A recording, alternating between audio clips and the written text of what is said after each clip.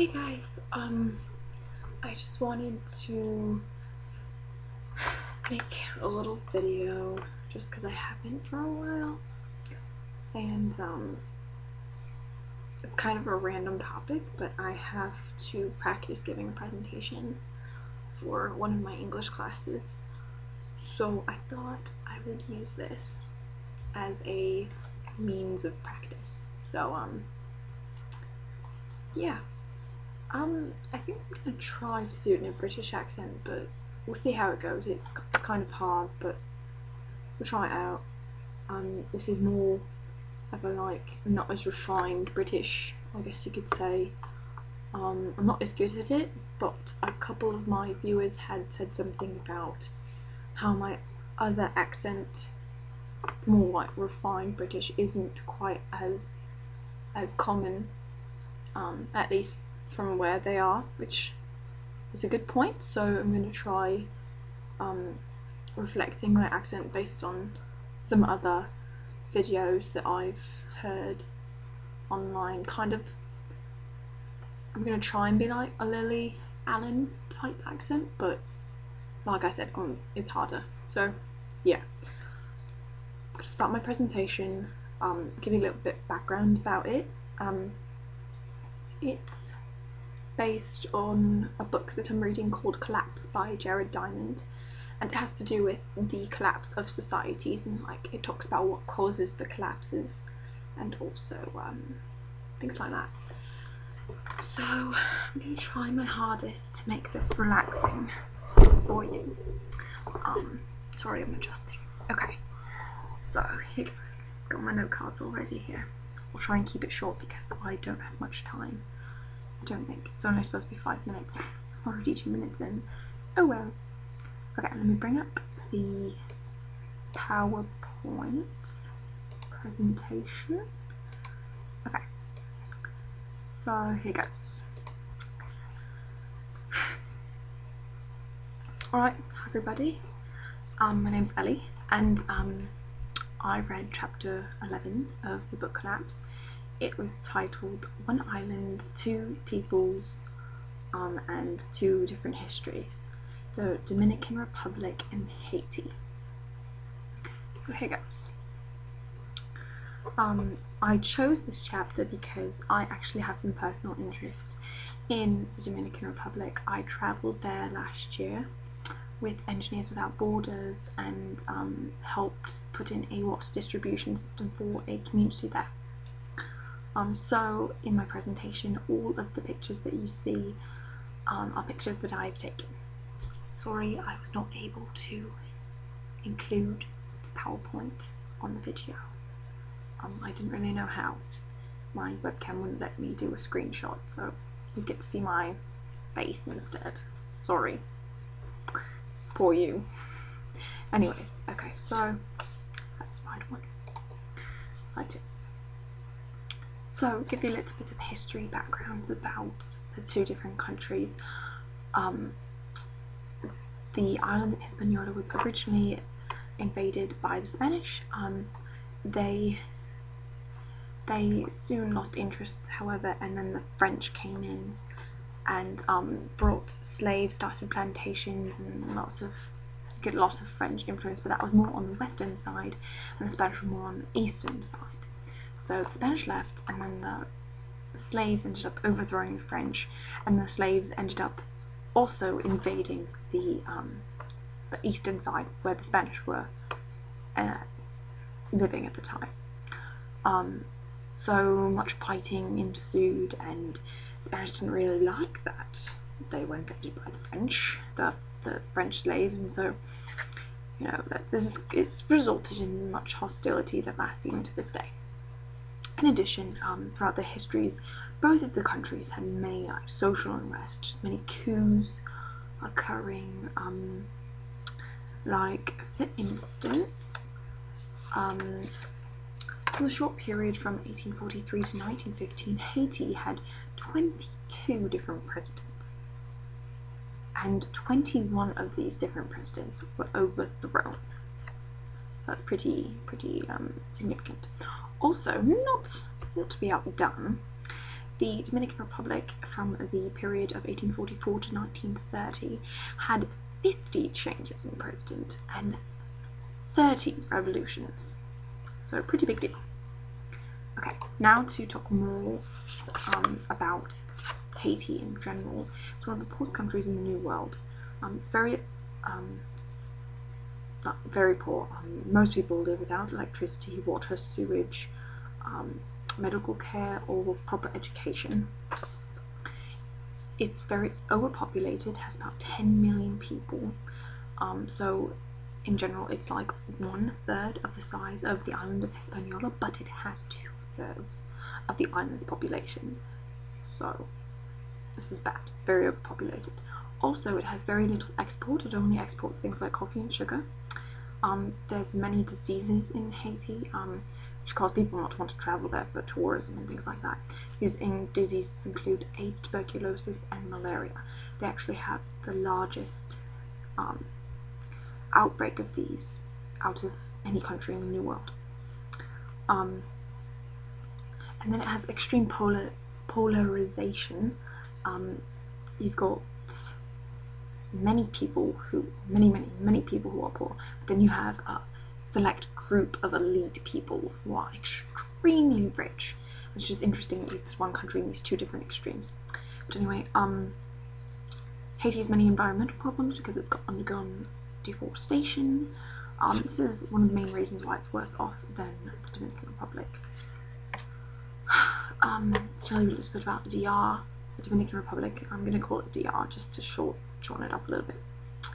It's much better off than Haiti. I mean, it's still not ideal, but it is much better off in general, which is surprising because they share the same island. You'd think they would have similar problems, but anyway, I'll get to that.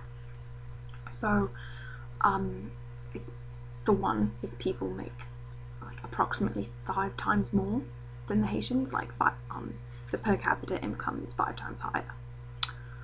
Also, it has less people, and some earn enough money to even leave and immigrate to other countries like the United States.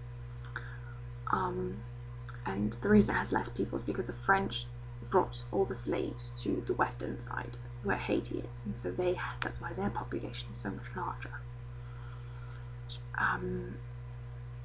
It's had a somewhat stable democracy for about 38 years, so it's pretty well off. Has a load of exports such as iron, nickel, gold, bauxite. I don't know what that is, but they export it apparently, and they have mines and such. Very big on coffee. When I was there, saw that a lot. Cacao, tobacco, cigars, and in the pictures that I displayed on this slide, there are flowers, sugar, fruit, and avocados. One thing that it has that Haiti does not is that it has a lot of tourism, which is good for the economy. The environmental differences that the two countries have. The weather tends to come from the east, so the Dominican Republic typically gets more rain than Haiti, and the rivers flow down the mountains to the east, so it gets more rainwater runoff, which can be used for like agricultural purposes or like drinking purposes and stuff like that. Also, the DR has more fertile soil, better for agriculture. It has flat land, which is good because you can grow things. You can't really grow things on mountains as easily. Also, so Haiti has none of this, like, well, at least not as much. So that's what really hurts it a lot. I'm really trying to make it within 10 minutes. I'm sorry I'm talking so fast. It's probably not very relaxing, but I'm trying really hard. Okay, so slide 6. Social and political differences. Like I mentioned before, France shipped many slaves to Haiti, so it's increased the population. That's one social political difference. Another thing is the DR had people with European ancestry, so people from European countries were more inclined to trade with them, to immigrate and invest in the DR, and whereas Haiti had Creoles and black slaves and were rather hostile towards other countries, and so this limited the trade and things like that, hurting the country a lot. Also, the DR has been able to sustain itself with hydroelectric power. It imports propane. Haiti, on the other hand, still relies on charcoal from the forests that it has been killing off. So now it has not many forests, and it's using what little resources it has for charcoal, which is ridiculous.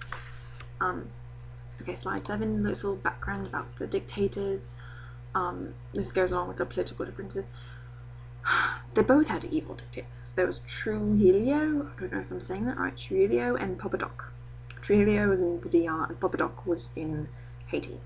So, first of all, Trujillo, he tortured his opponents, he created monopolies, he served for over 25 years, crazy, and he was later assassinated by the Dominicans with the support of the CIA.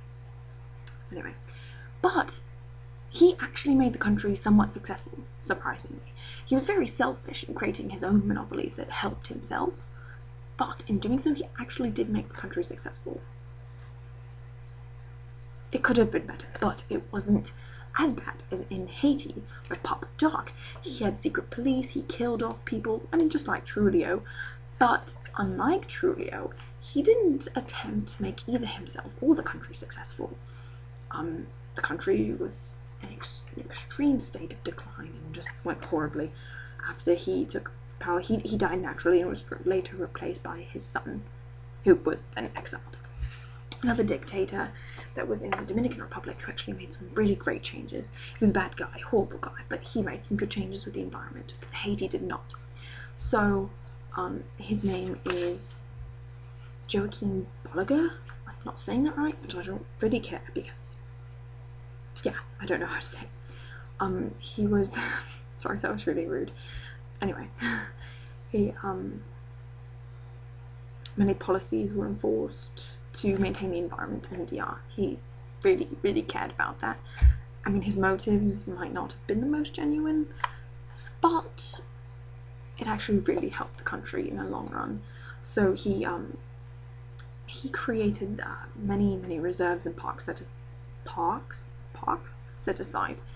Haiti only has 4 parks and they're very tiny. The Dominican Republic, however, has 74 parks and reserves, and it takes up like 32% of the landmass, which is awesome. But he killed a lot of people who disobeyed the anti-logging laws. Kind of sketchy, but anyway, it helped the country in the long run. Okay, so just my last point I wanted to make was about the future, talking about the future of these two countries moving forward, trying to get out of their horrible economic problems.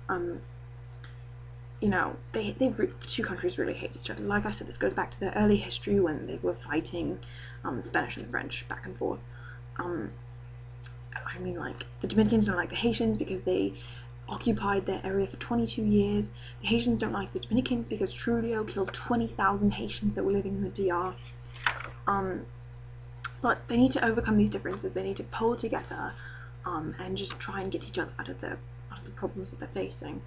I mean, if they could only get along, but it's not up to me. So, you know, I mean, there are some signs of hope. We see that scientists have been collaborating a lot, which is great. Maybe some other forces will start collaborating more and more, and this will help. All this will help. So maybe it's the start of something good. And I'd like to end with the quote that the author wrote. It's called, "Society's fate lives in its own hands and depends on its own choices." So basically, these two countries, their fate lives in their own hands, and if they don't start making changes and helping each other out, just moving forward, they're going to collapse, like all the other countries that are in this book. I hope that you enjoyed my presentation. I'm sorry that I talk very, very fast, but if you don't find it relaxing, maybe you could at least find it informative. Yeah, thanks. Bye.